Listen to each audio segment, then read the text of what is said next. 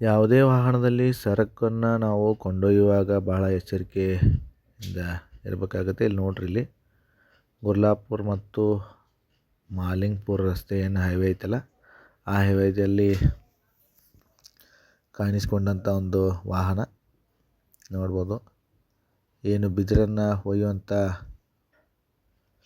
ಅದು small truck ಐತೆ.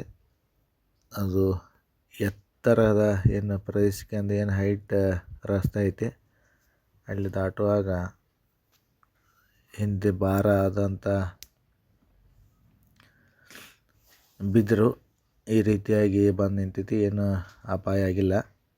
So ನೀವು ಏನಾದರೂ ಭಾರವಾದಂಥ ವಸ್ತುಗಳನ್ನ ಒಯ್ಯುವಾಗ ಭಾಳ ಎಚ್ಚರಿಕೆಯಿಂದ ಅದನ್ನು ಇಡಬೇಕಾಗುತ್ತೆ.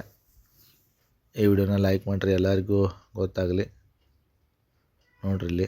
ಧನ್ಯವಾದಗಳು.